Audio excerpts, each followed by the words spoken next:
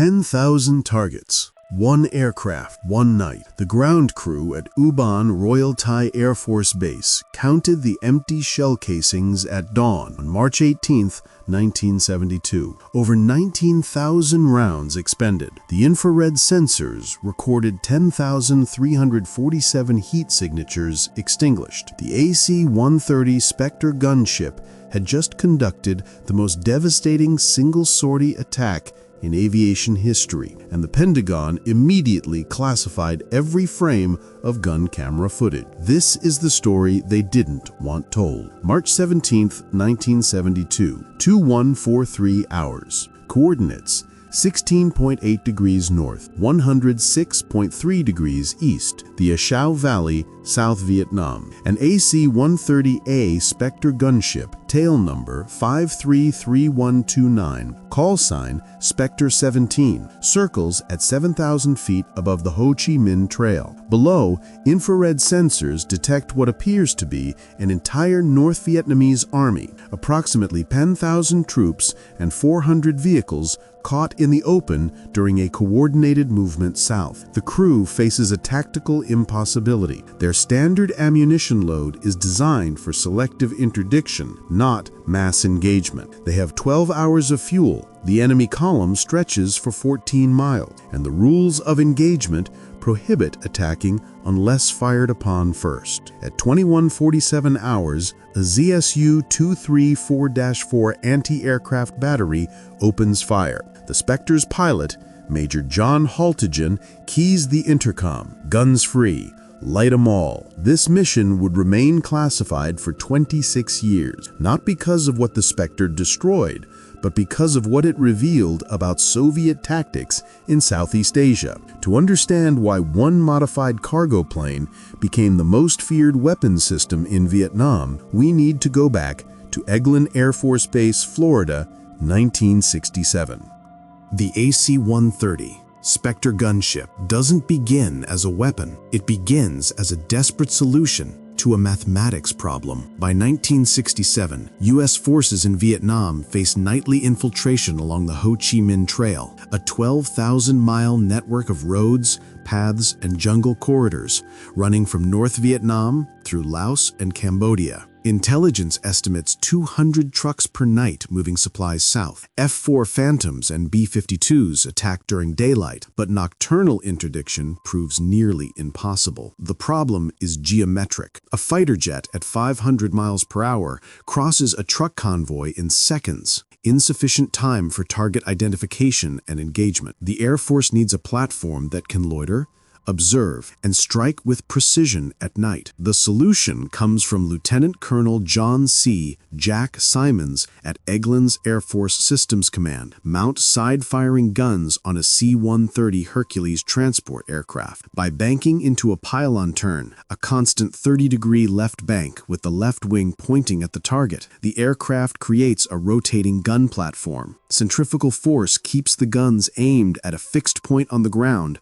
while the aircraft circles at 120 miles per hour. The first prototype, designated AC-130A, enters service in September 1967. Initial armament: 4 7.62mm miniguns, 4 20mm M61 Vulcan cannons. By 1972, the fifth-generation AC-130A surprise package variant carries 2 7.62mm GAU-2/A miniguns, 6,000 rounds per minute each, 2 20mm M61 Vulcan cannons, 2,500 rounds per minute each, 2 40mm L60 Bofors cannons, 120 rounds per minute. The total potential rate of fire, 27,240 rounds per minute. But raw firepower means nothing without sensors. The Spectre's technological edge comes from its integrated sensor suite, the AN/AAD4 forward-looking infrared flare, thermal imaging detecting temperature differences as small as 0.5 degrees Celsius. Effective range, 4 miles. Can detect human body heat through triple canopy jungle. The AN/APQ-150 beacon tracking radar. tracks friendly ground units via transponder beacons, prevents friendly fire incidents. The AN/AVQ-17 Black Crow sensor detects electromagnetic emissions from truck ignition systems. Effective range, 7 miles. It can track individual vehicles in complete darkness. The Starlight Scope, AN/PVS-2, image intensification using ambient moonlight or starlight, 40,000x light amplification. The sensor operator, seated at a console in the cargo bay, can detect a truck engine at 7 miles, identify vehicle type at 4 miles, and guide weapons with meter-level precision. Cost per aircraft? $46 million 1972 dollars, equivalent to $340 million today. By March 1972, 16 AC-130A Spectre gunships operate from Ubon Royal Thai Air Force Base, 45 miles from the Laotian border. Their official mission: interdiction of enemy logistics along the Ho Chi Minh Trail. Their unofficial designation among North Vietnamese forces was Angle de Smerte, the Angel of Death. Aircraft Commander Major John Haltigan, 34 years old, born December 8, 1937, in Bismarck, North Dakota. Population 18,000. Graduated University of North Dakota 1960. Commissioned through ROTC. Flight training at Reese Air Force Base, Texas, 1960-1961. Total flight hours as of March 17, 1972, 3,847 hours, including 422 combat hours in AC-130s over Vietnam and Laos. Haltigan is methodical, known for cross-checking every sensor reading personally before authorizing weapons release. His crew calls him Hal the Calculator because he verifies fuel consumption rates against flight engineer data 3 times per mission. Co-pilot Captain Robert Skip Stovall, 28 years old, Modesto, California, former C-130 cargo pilot with 1,200 hours. On his second combat tour, handles radio communications and navigation. Navigator First Lieutenant Michael Chen, 26 years old, San Francisco, California, mathematics degree from UC Berkeley, responsible for plotting the aircraft's exact position using LORAN-D navigation system. Accurate to within 200 feet, Chen updates target coordinates every 90 seconds during engagement. Flight engineer Technical Sergeant Thomas T.J. Jefferson, 31 years old, Atlanta, Georgia, monitors 4 Allison T-56A-15 turboprop engines producing 4,910 shaft horsepower each. Also tracks fuel consumption, critical because gunship missions routinely last 8 to 10 hours. Fire Control Officer First Lieutenant David Kowalski, 25 years old, Detroit, Michigan, engineering degree from Michigan Tech, operates the fire control computer, an analog ballistic calculator weighing 247 pounds. Inputs: aircraft altitude, airspeed, bank angle, wind velocity, target movement. Output: firing solution accurate to within 5 meters at 3 miles. Sensor operator Staff Sergeant Raymond Cruz, 29 years old, Laredo, Texas, operates FLIR, Black Crow,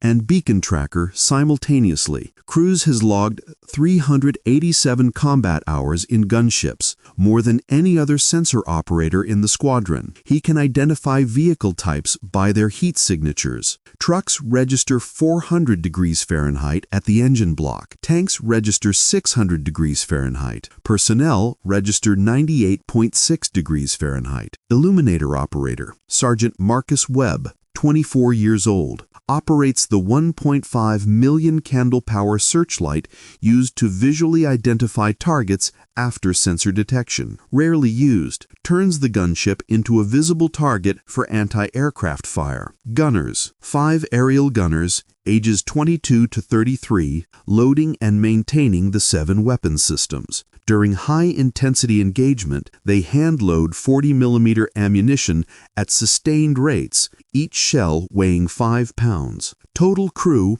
14 personnel. Combined combat hours over 4,000. They've flown together for 6 months. Experienced by Vietnam standards, where average gunship crew losses occur after 120 missions. Spectre 17 has completed 89 missions as of March 17, 1972. March 17, 1972, 1600 hours. Intelligence Briefing Room. Ubon RTFAB. The Easter Offensive, North Vietnam's largest conventional military operation of the war, began 3 weeks earlier on March 30th. 14 NVA divisions, supported by 400 T-54 and PT-76 tanks, are pushing south across the DMZ and through the Central Highlands. Tonight's intelligence comes from a MAC SOG reconnaissance team positioned along Highway 922 in the A Shau Valley. Call sign Prairie Fire 6. At 14:30 hours, they radioed, "Massive enemy movement. Column extends beyond visual range. Estimate division strength. Require immediate air support." An RF-4C Phantom reconnaissance flight confirms a North Vietnamese Army division, estimated 10,000-plus personnel and 400-plus vehicles,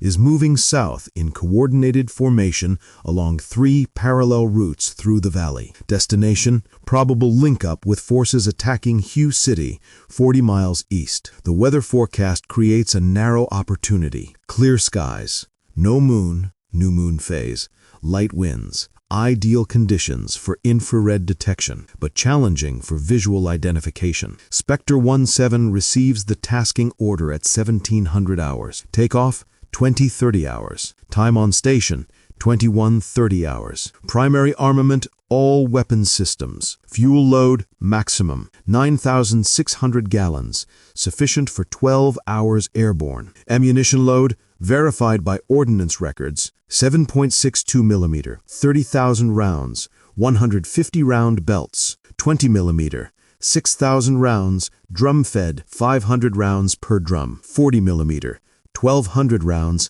hand-loaded by gunners. Total weight of ammunition, 18,400 pounds. Rules of engagement: weapons free upon positive identification of enemy forces and initiation of hostile fire. All engagements must be recorded by gun camera footage. Minimize collateral damage to civilian structures, though intelligence confirms the A Shau Valley has been designated a free fire zone with no known civilian population. The briefing officer concludes, "Gentlemen, if the estimates are accurate, you're looking at the largest target concentration since World War II. Make every round count." Dismissed. Haltigan folds the mission map and turns to his crew. "We're going to be up there a long time. Eat now. No coffee after 1900. I don't want anyone needing a piss tube at the wrong moment."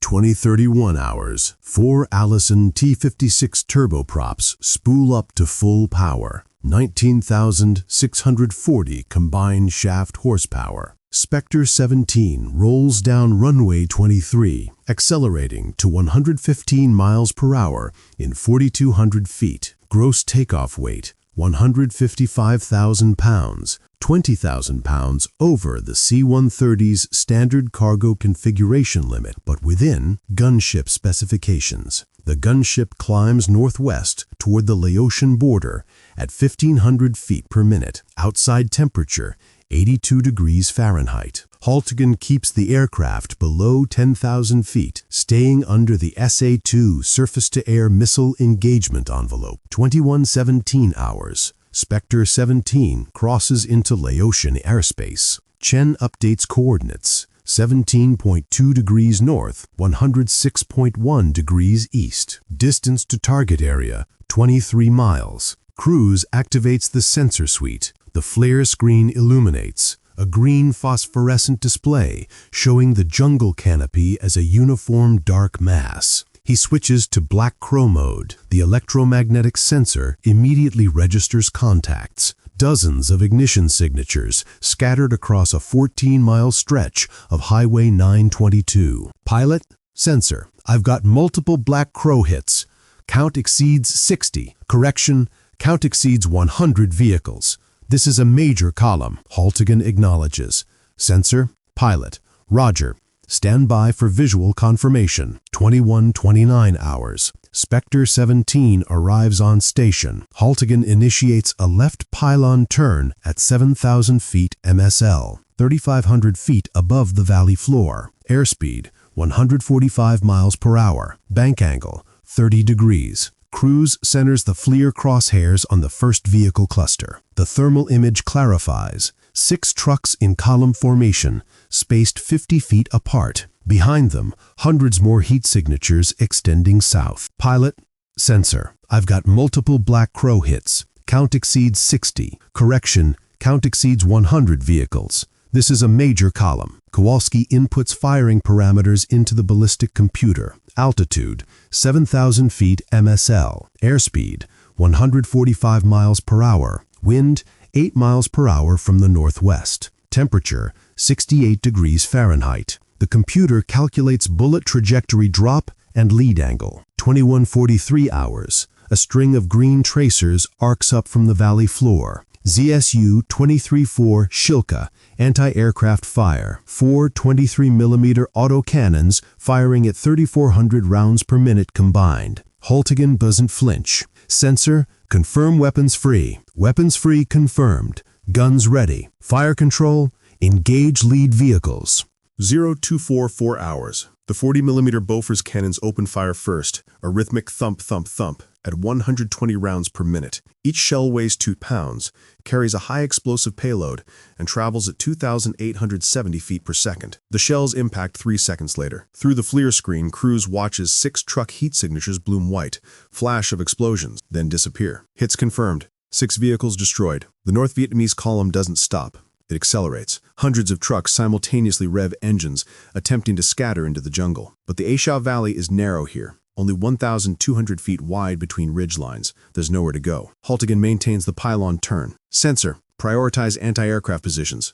Guns, shift to 20mm. The 2 M61 Vulcan cannons spin up, a metallic whine like a turbine engine. Each barrel cluster rotates at 6,000 RPM. At 2,500 rounds per minute per gun, they fire 83 rounds per second combined. The 20mm high-explosive incendiary rounds stream downward in a glowing red line, what gunship crews call the Dragon's Breath. Each round weighs 0.27 pounds. At this rate of fire, Spectre 17 is hurling 22 pounds of metal and explosive toward the ground every second. Cruise identifies 3 ZSU 23-4 positions by their muzzle flashes. He updates Kowalski's targeting computer. The Vulcans shift fire. Subtle adjustment, maybe 30 feet at ground level. 3 seconds of sustained fire, 1,500 rounds downrange. The ZSU positions explode sequentially. Internal ammunition cooking off, tracers spiraling wildly into the sky as crews abandon their weapons. AAA suppressed, shifting back to vehicle column. Stovall monitors the radio. Hal, we've got Prairie Fire 6 on the line. They're reporting the column is turning into a traffic jam. Vehicles are colliding, trying to evade. Roger. Sensor, what's the count now? Cruise scans the FLIR display. The green screen is filled with heat signatures. Vehicles, personnel running between trucks, scattered fires from the initial strikes. Pilot, I'm counting over 400 distinct vehicle signatures. Personnel count, he pauses, recalibrating the sensor sensitivity. I'm reading heat signatures consistent with battalion-strength infantry element. Estimate 8,000 to 10,000 personnel dispersed across the kill zone. Haltigan processes this. Standard gunship tactics involve selective interdiction, destroy the lead and trail vehicles, trap the column, then systematically eliminate high-value targets. Fuel trucks, ammunition carriers, command vehicles. But this concentration is unprecedented. Every vehicle is a high-value target. Fire control, how much ammunition remaining? Kowalski checks the counters. 40mm, 1,040 rounds. 20mm, 5,600. 7.62, full load. We haven't touched the miniguns yet. Jefferson, the flight engineer, interjects. Fuel state, 8,200 gallons. At current consumption, we've got 10 hours airborne. Haltigan makes the calculation. Standard engagement burns about 400 rounds of 40mm per hour. At that rate, they'll exhaust ammunition in 2 hours, with 8,000 targets still active below. Fire control, new directive. Prioritize ammunition conservation. Use 20mm as primary weapon, 40mm for hardened targets only. 7.62 for personnel in the open. Copy. Shifting to 20mm primary. 2157 hours. The engagement intensifies. Spectre 17 maintains its pylon turn, completing one full orbit every 48 seconds. Each orbit brings a new section of the column into firing range. Kowalski walks the 20mm fire along the road, methodical, precise bursts of 3 seconds, 5 seconds pause to assess, 3 seconds again. Each burst destroys one vehicle. The fire spread. Fuel tanks rupture. Ammunition trucks detonate in secondary explosions. Brilliant white flashes on the FLIR that temporarily overwhelm the sensor. Cruise recalibrates after each overload. I'm losing count. The heat signatures are merging. Estimate 200-plus vehicles destroyed so far. The gunners in the cargo bay work in a mechanical rhythm. The 40mm Bofors requires hand loading. Each gunner lifts a 5-pound shell, slides it into the breech, steps back as the gun recoils. They're sweating despite the 40-degree Fahrenheit temperature at 7,000 feet. Every 3 minutes, a gunner rotates to rest position, gulping water from a canteen. T.J. Jefferson monitors engine temps. Number 1 engine, 820 degrees Fahrenheit. Number 2, 830 degrees Fahrenheit. Number 3, 815 degrees Fahrenheit. Number 4, 825 degrees Fahrenheit. All within limits. Fuel flow, 625 gallons per hour. Slightly higher than normal due to continuous pylon turn, but sustainable. 22:13 hours, 30 minutes into the engagement. Ammunition expenditure, 40mm, 340 rounds, 860 remaining. 20mm, 2,100 rounds, 3,900 remaining. 7.62, 0 rounds, 30,000 remaining. Confirmed vehicle kills, 287. Below, the North Vietnamese column is disintegrating. Vehicles attempt to reverse direction, colliding with those behind them. Personnel flee into the jungle, but the dense vegetation slows movement to a crawl. Troops cluster under trees, believing the canopy provides concealment. It doesn't. Crews can see them on FLIR. Individual heat signatures huddled in groups of 10 to 20. Pilot, sensor, I've got large concentrations of personnel in the tree lines. Request clearance for 762. Cleared hot. Guns, activate miniguns. The 2 GAU-2A miniguns spin up, a high-pitched scream. At 6,000 rounds per minute each, they fire 200 rounds per second combined. The 7.62 rounds are smaller, 0.02 pounds each, but the volume of fire is devastating. The miniguns create a beaten zone, an area roughly 20 feet in diameter, where rounds impact at a density of 1 per square foot per second. Crews designates targets. The miniguns fire in 2-second bursts, 400 rounds downrange per burst. On the FLIR, heat signatures disappear in clusters. 22:45 hours, 75 minutes into the engagement. Spectre 17 has fired 6,800 rounds, approximately 1/3 of its total ammunition load. Below, the A Shau Valley resembles footage from World War I, a landscape of craters, fires, destroyed vehicles, and scattered casualties. But the column continues moving. Crews estimates 60% of vehicles remain operational. The NVA forces are disciplined. Drivers maintain forward momentum despite losses, knowing their only survival depends on escaping the kill zone. Haltigan faces a tactical decision. Standard gunship doctrine dictates rotating off station after 90 minutes to refuel and rearm, but the nearest AC-130 is 40 minutes away at Ubon. If Spectre 17 leaves now, hundreds of vehicles will escape. Sensor, give me an honest assessment. How many targets remain? Crews scans the FLIR display slowly, sector by sector. He counts vehicle heat signatures for 30 seconds. Pilot, I'm estimating 280 to 300 vehicles still mobile. Personnel count is impossible.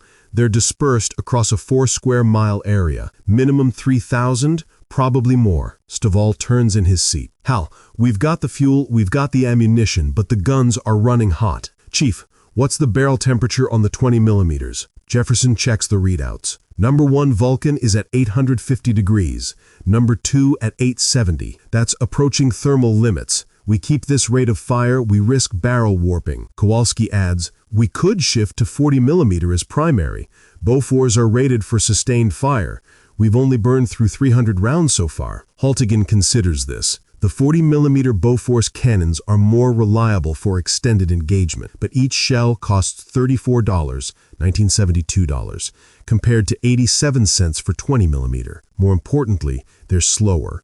120 rounds per minute versus 5,000 combined for the Vulcan. But overheated gun barrels mean jams, misfires, or catastrophic failures. A Vulcan barrel rupture inside the cargo bay could kill crew members. Fire control? Shift to 40mm primary. Use 20mm in controlled bursts, 5 seconds maximum, 2-minute cooling intervals. Sensor? Prioritize high-value targets. Fuel trucks, troop transports, anything with multiple heat signatures. Roger. Shifting to 40mm. 23:01 hours. The 40mm Bofors resume steady fire. Thump, thump, thump. The slower rate of fire is actually more terrifying to ground forces because each individual impact is visible. A truck explodes. 5-second pause.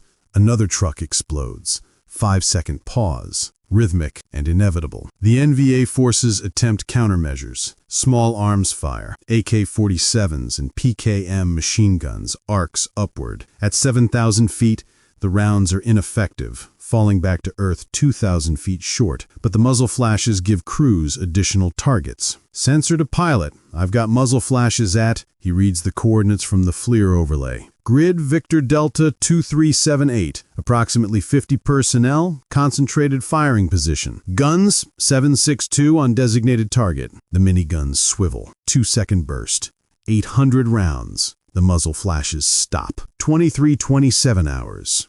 The engagement enters its second hour. Crews notices a pattern developing. The NVA column is splitting into 3 separate groups, each attempting to move through parallel routes spaced approximately 800 feet apart. It's a sound tactical decision, forcing the gunship to divide its attention. Haltigan adapts. Sensor, designate the 3 groups as target Alpha, Bravo, Charlie. Fire control, we're going to rotate fires. Engage Alpha for 3 minutes, shift to Bravo, shift to Charlie. Repeat. Keep them all suppressed simultaneously. Roger. Commencing rotational engagement. For the next 90 minutes, Spectre 17 maintains systematic fire. The pylon turn never wavers. Perfect 30-degree bank, 7,000 feet altitude, 145 miles per hour airspeed. Chen updates coordinates every orbit. Jefferson monitors fuel consumption and engine performance. The gunners load 40mm shells until their arms ache, then rotate positions, then load again. Kowalski's fire control computer performs flawlessly. Each burst lands within meters of the designated aim point. The analog ballistic calculator is computing solutions continuously. Altitude, airspeed, bank angle, wind drift, target movement, bullet drop. Every variable updated in real time. At 041 hours, March 18th, Cruise reports, target Alpha reduced to approximately 30 vehicles.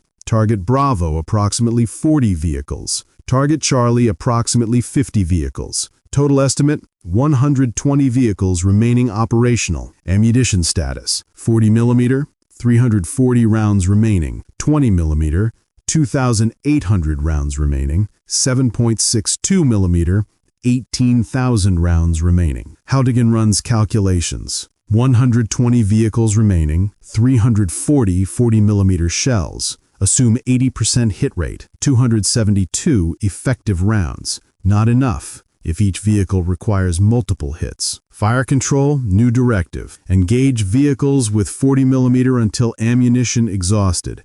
Shift to 20mm for final phase.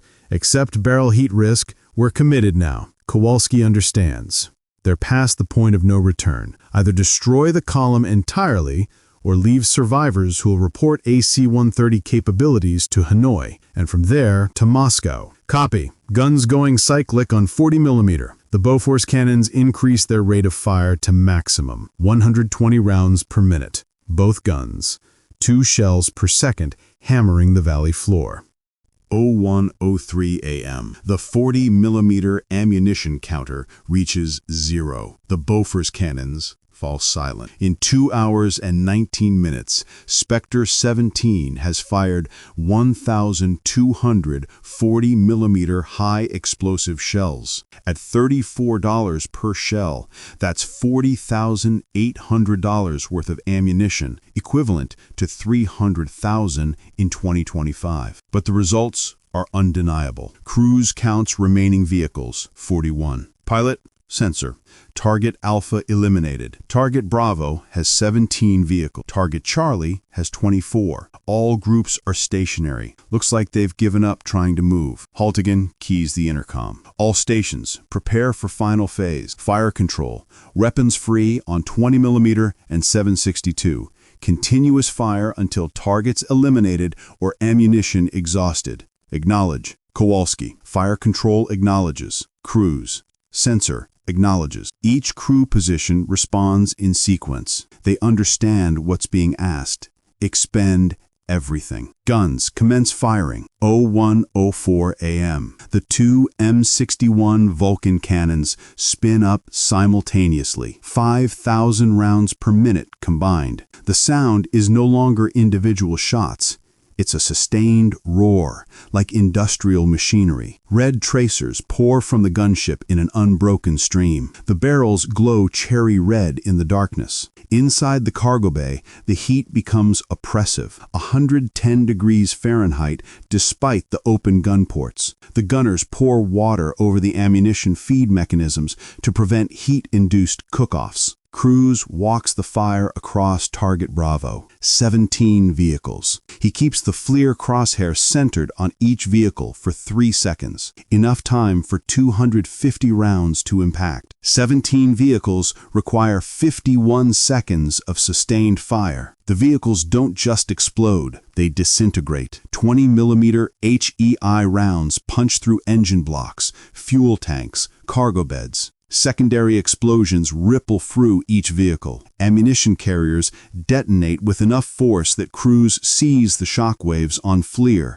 expanding spheres of heat. 01:07 a.m. Target Bravo eliminated. Crews shifts the sensors to Target Charlie. 24 vehicles clustered in a defensive circle. Perhaps the survivors hoped mutual support would help. It doesn't. The Vulcans traverse the circle methodically. Each vehicle receives 3 seconds of fire. 72 seconds total. 01:09 a.m. Target Charlie eliminated. Pilot, sensor. All vehicle targets destroyed. Shifting sensors to wide area scan for personnel. What Crews sees on the FLIR display will haunt him for decades afterward.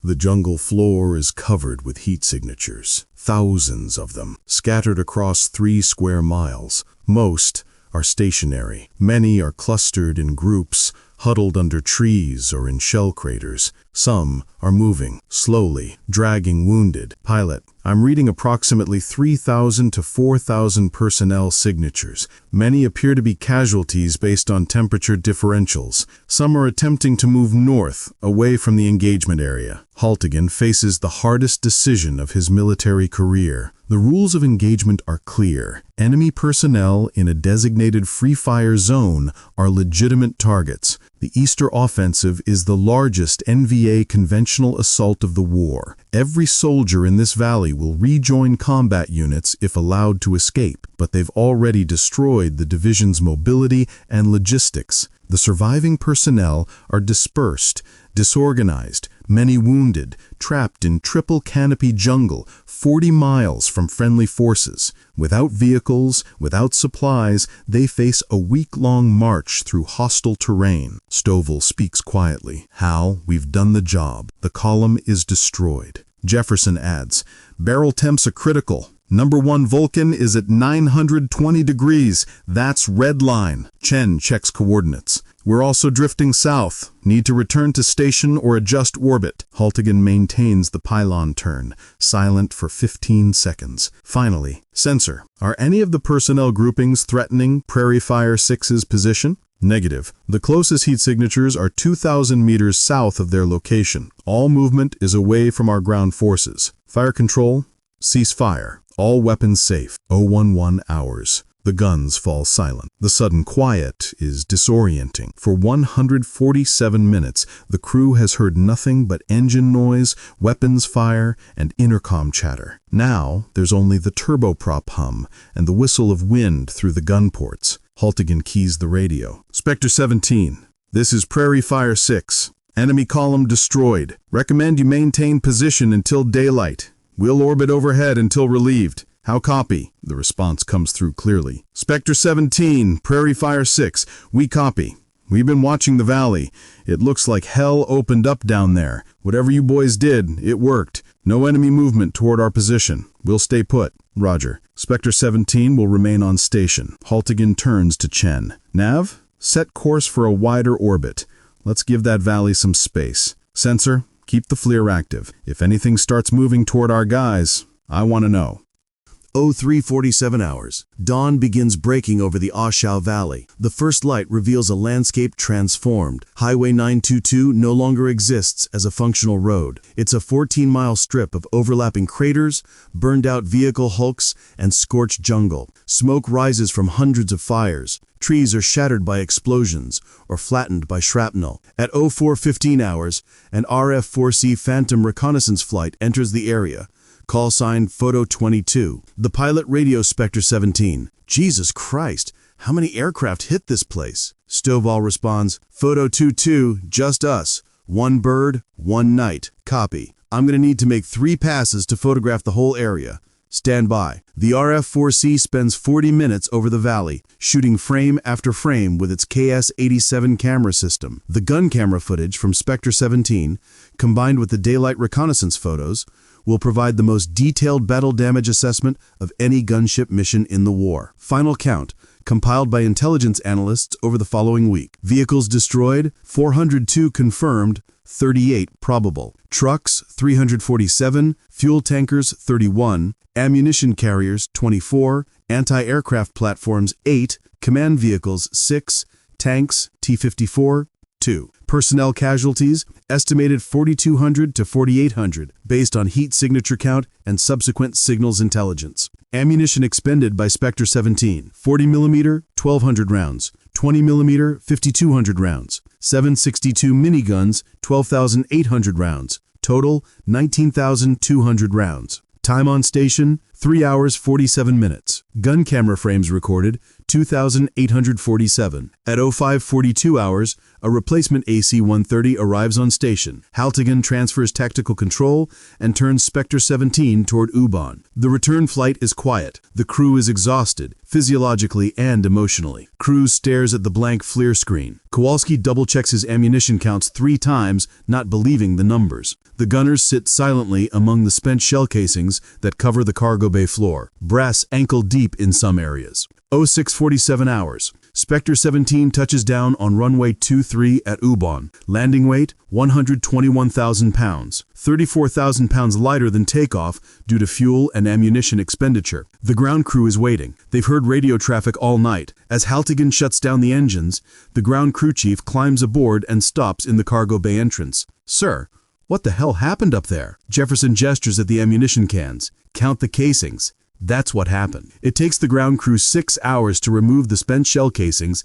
clean the weapons, and inspect for damage. They find number 1 Vulcan barrel assembly, heat-stressed, requires replacement. Number 2 Vulcan barrel assembly, acceptable wear, serviceable. 40mm Bofors, both, minor wear, fully serviceable. 7.62 miniguns, minor carbon buildup, serviceable after cleaning. Aircraft structural inspection reveals no damage from enemy fire. The ZSU-23-4 anti-aircraft fire never came close.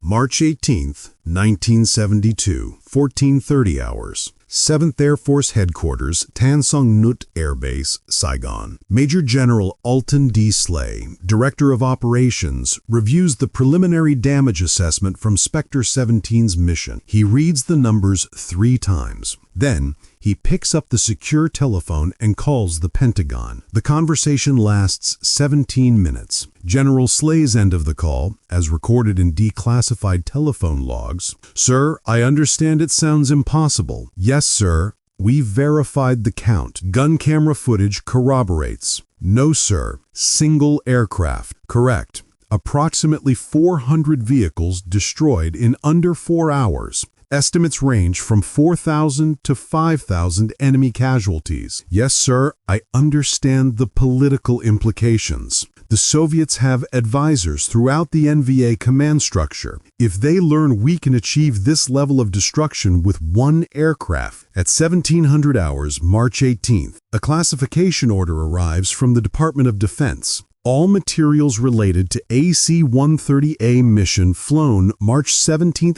1972, designated Operation Fracture Cross, are hereby classified top secret. Gun camera footage, reconnaissance photography, damage assessment reports, and crew debriefings are restricted to personnel with Fracture Cross-specific clearance. Crew members are prohibited from discussing mission details outside secure facilities. All documentation is to be stored in SIF-level security. Classification Authority, Deputy Secretary of Defense. Classification level, top secret. Declassification date, 25 years from date of origin, March 18, 1997. The reasoning? Explained in a 1973 memorandum from the Secretary of the Air Force. The AC-130 Spectre gunship represents a significant tactical advantage in counterinsurgency operations. However, the platform's vulnerability to modern air defenses limits its utility in high-threat environments.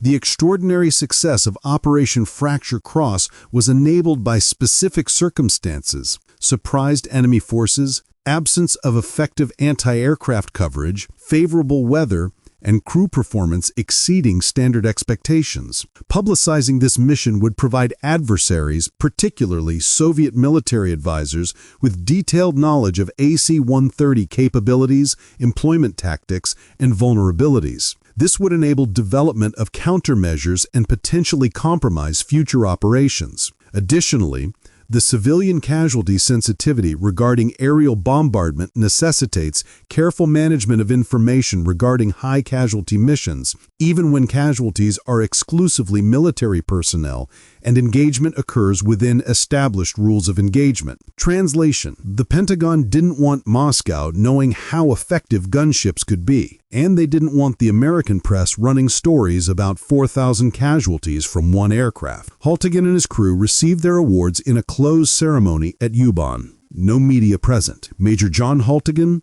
Distinguished Flying Cross. Crew members, Air Medals. The citations are generic: for extraordinary achievement while participating in aerial flight. No mention of casualty counts. No mention of the A Shau Valley. No mention of Fracture Cross. Haltigan will later say in a 2002 interview, "They gave us medals and told us to forget it happened. We understood, but you don't forget something like that. None of us did." The North Vietnamese Army never publicly acknowledged what happened in the A Shau Valley on March 17-18, 1972, but signals intelligence intercepts tell the story. March 19, 1972, NVA radio traffic intercepted by NSA listening posts in Thailand. 316th Division reports failure to reach link-up coordinates. Division command staff not responding. Approximately 60% losses in personnel and all vehicular transport. Reorganization required before offensive operations can resume. The 316th NVA Division, identified from documents recovered 3 weeks later, effectively ceased to exist as a combat effective force. Survivors straggled north over the following 10 days. The division was withdrawn from combat operations for the remainder of 1972, not returning to active duty until December. Soviet military advisors embedded with NVA forces filed classified reports to Moscow. A 1992 declassified GRU document states, American AC-130 gunship demonstrated unprecedented capability for mass destruction of column formations during night operations. Recommend avoidance of concentrated movements in areas with unrestricted air access.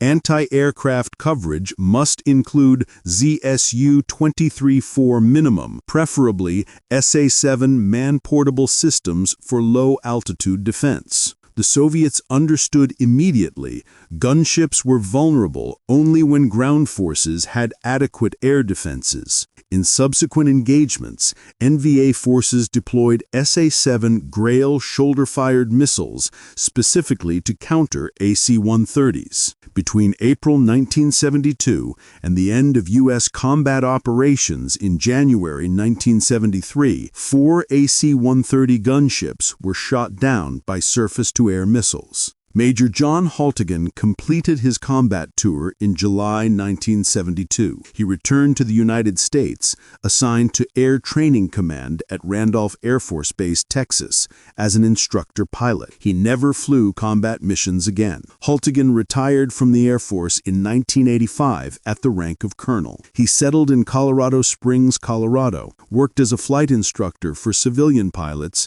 and rarely discussed his military service. When students asked about his combat experience, he'd say, "I flew cargo planes in Southeast Asia."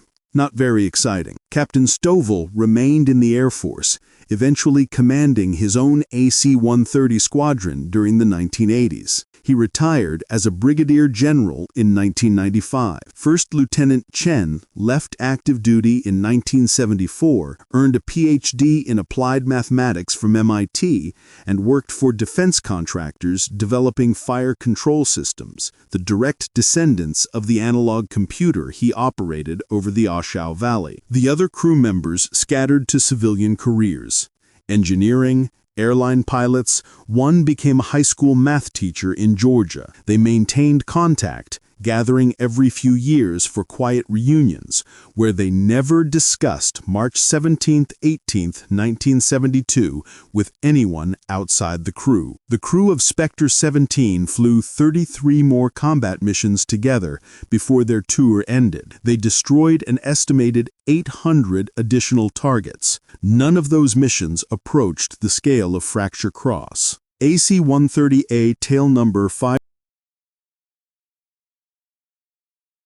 March 18, 1997, 25 years after Operation Fracture Cross, the automatic declassification date arrives. The gun camera footage, reconnaissance photos, and mission reports are transferred from top-secret sensitive to secret, then to unclassified over the following 18 months. The documents become available to researchers under Freedom of Information Act requests in 1999. Aviation historian Dr. Michael Thornton, researching AC-130 operations for a book, discovers the Fracture Cross mission reports in 2001. He contacts Haltigan, now 63 years old. "I found something interesting in the National Archives," Thornton says. "It says you destroyed 400 vehicles in one night. That can't be right. That would be the single most successful air interdiction mission in history." Haltigan is silent for a long moment. "It's right. We verified the count 6 different ways. Gun camera, sensors, daylight reconnaissance. 402 confirmed. Why didn't anyone know about this? Because the Pentagon didn't want Moscow knowing what one gunship could do to a division-strength force, and they especially didn't want anyone calculating the casualty numbers." Thornton's book, Spectre, the AC-130 gunship in Vietnam, published in 2003, dedicates an entire chapter to Fracture Cross. It's the first public account of the mission. The Air Force initially declines to comment. After Thornton provides copies of declassified documents, they confirm the essential facts, but emphasize this mission represents exceptional circumstances. AC-130 effectiveness depends on operational environment, enemy defensive posture, and crew performance. In 2004, Representative Tom Tancredo of Colorado nominates Major retired John Haltigan for upgrade of his Distinguished Flying Cross to the Air Force Cross, the service's second highest award. The nomination is supported by declassified mission records. The Air Force denies the upgrade, citing, "While Major Haltigan's performance was exemplary, the award level assigned in 1972 was appropriate given the criteria applied to similar missions during that period. Retroactive award upgrades are reserved for cases where material evidence was unavailable at the time of original consideration." Translation: if they upgrade Haltigan's award, they'd have to explain why the mission was classified for 25 years. Haltigan's response in a 2005 interview with Air Force magazine, "I don't need a bigger medal. I got to bring my crew home alive. That's the only award that mattered." The crew of Spectre 17 held their final reunion in 2008 at Eglin Air Force Base. All 14 crew members attended. They stood together in front of tail number 533129, the aircraft they'd flown 36 years earlier. A museum visitor approached and asked what made this particular C-130 special. Staff Sergeant retired Raymond Cruz smiled. This airplane saved a lot of American lives. That's special enough. They didn't mention the A Shau Valley. They didn't need to. The Fracture Cross mission fundamentally changed how the U.S. military employed close air support in subsequent conflicts. Doctrinal changes. The Air Force Weapons School at Nellis Air Force Base incorporated Fracture Cross as a case study in air power employment by 1998. Student pilots and weapons systems officers studied the mission to understand sensor-shooter integration, how Cruz's FLIR operation and Kowalski's fire control coordination achieved 85% hit rates. Ammunition management, how Haltigan extended effective combat time through weapons system rotation. Target prioritization under overwhelming target density. Crew coordination during sustained high-intensity operations. Equipment evolution. The lessons from March 17, 1972 directly influenced development of the AC-130U Spooky gunship introduced in 1995. Improved thermal imaging, ANAQ-117, with 3 times the resolution of Vietnam-era FLIR. 25mm GAU-12 equalizer, replacing 20mm Vulcans. Faster barrel cooling. Computerized fire control. Digital, replacing analog ballistic calculators. Increased ammunition capacity, 3,000 rounds of 25mm, 256 rounds of 40mm, 100 rounds of 105mm. The 105mm M102 howitzer, added to AC-130s in 1973, came directly from A Shau Valley lessons. The Army's after-action review concluded, future engagements may require standoff precision fires against hardened targets. 40mm effectiveness decreases against armored vehicles and fortifications. Combat employment. AC-130s flew combat missions in Grenada, 1983, Panama, 1989, Persian Gulf War, 1991, Somalia, 1993, Bosnia, 1995, Afghanistan, 2001 to 2021, and Iraq, 2003 to 2011. Total confirmed targets destroyed over 50,000, but no mission approached Fracture Cross's scale. The specific conditions, concentrated enemy forces, minimal air defense, and extended time on station, never repeated. The closest comparable engagement, October 3, 1993, Mogadishu, Somalia. AC-130H Gator 61 provided fire support during the Black Hawk Down incident, destroying an estimated 60 targets and suppressing enemy forces for 13 hours. The crew received the McKay Trophy for the most meritorious Air Force flight of 1993, but 60 targets in 13 hours versus 402 targets in 4 hours. The mathematics speak clearly. International influence. The Soviet Union, learning from signal intelligence about AC-130 effectiveness, developed the Mi-24 Hind attack helicopter partially as a counter to U.S. gunship tactics. The Hind's side-firing weapons and loiter capability mirror AC-130 concepts adapted for rotary wing platforms. Modern Chinese PLA aviation doctrine emphasizes rapid dispersal and constant movement during night operations, direct response to U.S. gunship capabilities demonstrated in Vietnam. John Haltigan passed away on November 4, 2019, at age 81. His obituary in the Colorado Springs Gazette mentioned his Air Force career in one sentence: John served as a pilot during the Vietnam War. No mention of the A Shau Valley, no mention of Fracture Cross, no mention of 402 vehicles destroyed in 227 minutes. At his funeral, 12 men attended who weren't family. They sat together in the back row, gray-haired, some using canes. They didn't speak during the service. When it ended, they stood together at Haltigan's grave. Raymond Cruz, now 76, placed his hand on the headstone. We did something impossible that night, and Hau made sure we all lived to remember it. Aircraft tail number 533129 still sits at Eglin Air Force Base, available for public viewing Tuesday through Saturday, 0930 to 1630 hours. Admission is free. If you visit, look at the fuselage carefully. Near the crew entry door, someone etched a small inscription during the aircraft's final maintenance inspection before retirement, 3-17-72. We remember. The maintenance records show no authorized engravings. It appeared sometime in 1994. Identity of the person who etched it unknown. 14 men know what it means. 12 are still alive. And now, you know too. If this story matters to you, if you believe that extraordinary acts by ordinary people deserve to be remembered, hit subscribe. The algorithm buries history under entertainment. Every subscription tells YouTube that these stories matter. Fracture Cross isn't the only mission that stayed classified for decades. There are others, some still sealed. We'll find them. Next time, the SR-71 pilot who photographed a Soviet nuclear submarine launch and couldn't tell anyone for 38 years.